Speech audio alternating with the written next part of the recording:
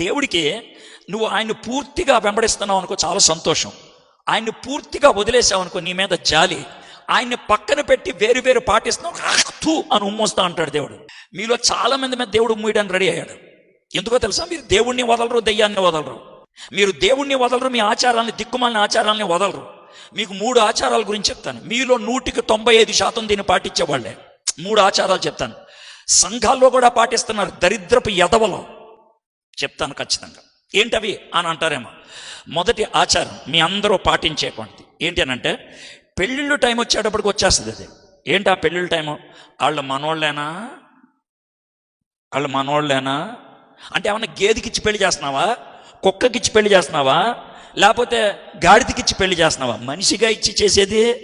మనుషులందరూ వచ్చింది ఆదాము దగ్గర నుంచేగా. మనుషులందరూ కూడా యేసు ప్రభు స్వభావం కలిగిన వాళ్లేగా. మనుషులందరూ కూడా దేవుడు తన స్వరూపంలో చేశాడుగా. ఈ దిక్కుమాలిన కులం ఎవడిచ్చాడు నీకు? రే, ఎవడిచ్చాడు? అది బైబిల్లో ఉందా? లేదే. ఎందుకు తెచ్చిపెట్టుకున్నావు? ఒక విషయం గుర్తుపెట్టుకో, కులాన్ని తెచ్చిపెట్టుకుంటే ఏ దేవుణ్ణి తెచ్చిపెట్టుకున్నావు తెలుసా? మనుధర్మం అనే దాన్ని తెచ్చుకున్నావు. నేను దాన్ని కించపరిచి మాట్లాడతా, దానికి వ్యతిరేకంగా మాట్లాడతా. అది వాళ్ళ నమ్మకం. నువ్వు క్రైస్తవుడు అయితే దాని దగ్గరికి ఎందుకు వెళ్తావు అని అడుగుతున్నా. అది నా ప్రశ్న. వాళ్ళు ఎందుకు పాటిస్తున్నారంటే వాళ్ళు పాటించుకున్నారు, నీకెందుకు?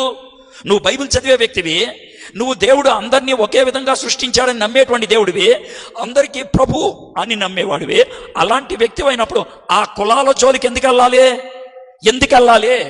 మీలో చాలా మంది కులం మీద ఆలోచించే వాళ్ళు ఉంటారు.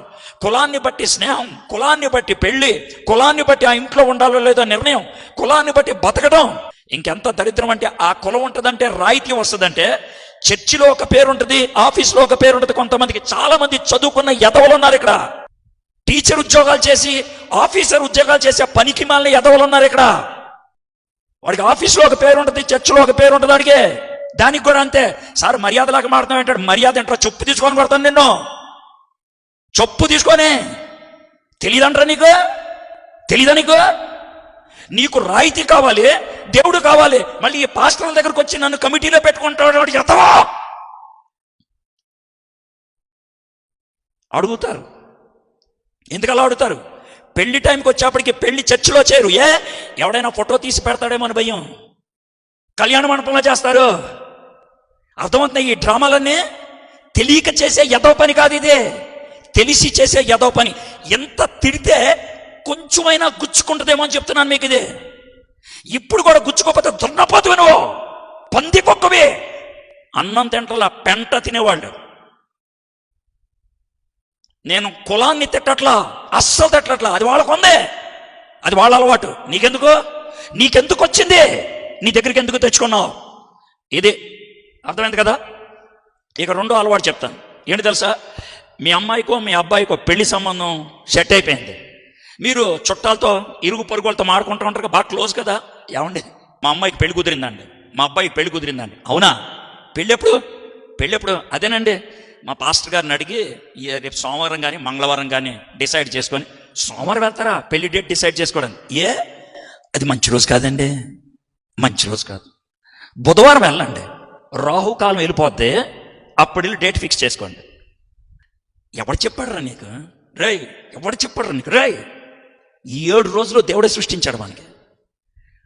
మన అధీనంలో చుక్కలు ఉంటాయి కానీ చుక్కల అధీనంలో మనం ఉండమే. దేవుడు భూమికి రాజుగా చేశాడు మనల్ని. అవి మన మీద ఏలో, మనం వాళ్ళని ఏళ్తాం. నీకు అంత సామర్థ్యాన్ని ఇస్తే ప్రతి పనికి మన దాన్ని కాళ్ళు పట్టుకున్నాను. ఎవడు చెప్పాడురా నీకు మంచి రోజు చెడ్డ రోజు అనేది ఉంటుందని? ఎవడు చెప్పాడు?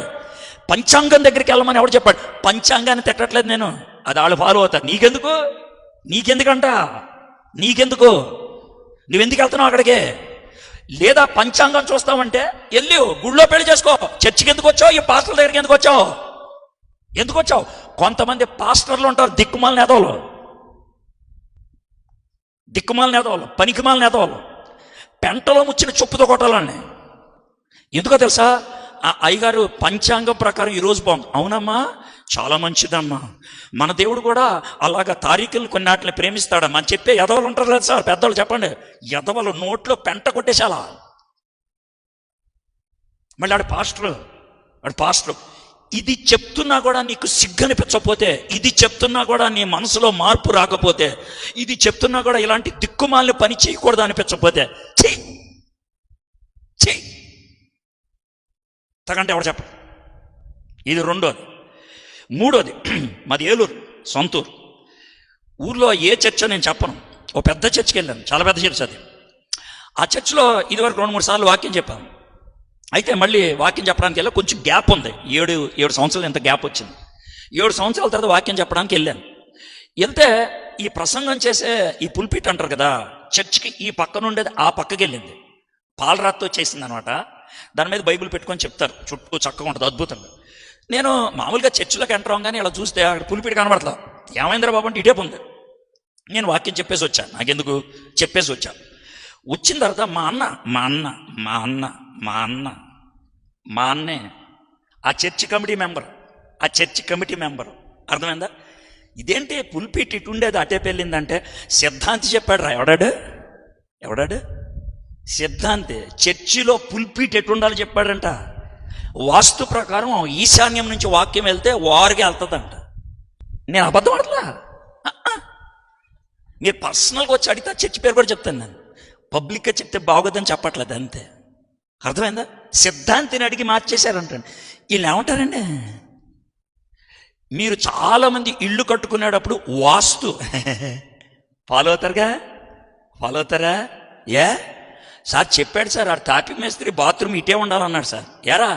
ఆడు చెప్పాడు సార్ వాస్తు ప్రకారం. ఈ పాస్టర్లు కొంతమంది ఉంటారు, దిక్కుమాల పాస్టర్లు. మనకు కూడా ఉంది సార్ వాస్తు అంటాడు. ఆడు ఎవడు చెప్పాడు, ఎక్కడుందో వాస్తు నాకు తెలియదు. వాస్తు అంటే ఏంటో తెలుసా మీకు? అసలు చిన్నగా సులభంగా నేనేం కించిపరిచి మాటలో ఉన్న విషయం చెప్పను. మనకు 4 దిక్కులు ఉంటాయి, తూర్పు, పడమర, ఉత్తర, దక్షిణం. ఈ 4 దిక్కులతో పాటు ఇంకో 4 దిక్కులు ఉంటాయి మధ్యలో, ఈశాన్యం, నైరుతి, ఆగ్నేయం, ఇలా మొత్తం 8 దిక్కులు. అయితే వాస్తు చెప్పేది ఏంటంటే, ఒక్కో దిక్కుకి ఒక దేవుడు ఉంటాడంట. ఒక్కో దిక్కుకి ఒక్కో దేవుడు. ఈ 8 దేవుళ్ళని, 8 దిక్కుల్లో ఉన్న వాళ్ళని అష్ట దిక్పాలకులు అంటారు. అష్ట అంటే 8 దిక్కుల్ని పరిపాలించేవాడు. ఈ అష్ట దిక్పాలకులు చేసే పని ఏంటంటే, ఎవరి దిక్కు వాళ్ళు ప్రొటెక్ట్ చేస్తూ ఉంటారు, కాపాడుతూ ఉంటారు. అయితే ఈ 8 మంది దిక్పాలకులకి ఒక్కొక్కరికి ఒక్కో డిపార్ట్మెంట్, ఒక్కొక్కళ్ళు ఒక్కో డిపార్ట్మెంట్.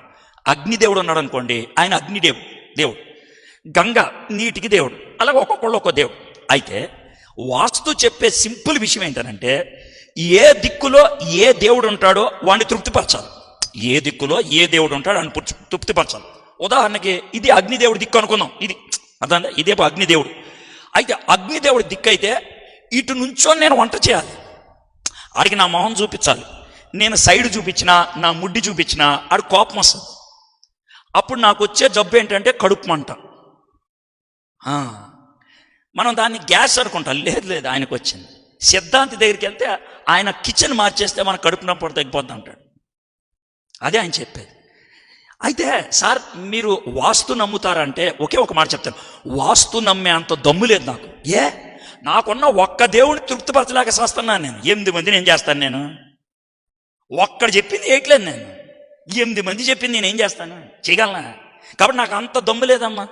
అంత లేదు. మీకు ఏమన్నా ఉంటే చేసుకోండి సార్. మీరు చాలా చిన్నోళ్ళు సార్, మీరు ఒక్క దేవుడిని తృప్తిపరుస్తున్నాం, మేము చాలా సోఫర్ సార్, 8 మందిని మేము తృప్తిపరిచేస్తున్నామంటే చేసుకోండి. ఇవన్నీ క్రైస్తవులు చేసేవే. వాస్తు, కులం, మంచి గడియ, శుభ గడియ, ఇవన్నీ క్రైస్తవ్యం నుంచి వచ్చింది కాదు, బైబిల్ నుంచి వచ్చింది కాదు. ఏళ్లతో రాసుకొని పూసుకొని ఆచారాలు సొంతం చేసుకున్నాం మనం. ఇశ్రాయేలీయులు కూడా అదే చేశారు, ఏం తేడా లేదు. అందుకే దేవుడికి ఏమొచ్చింది? కోపం వచ్చింది.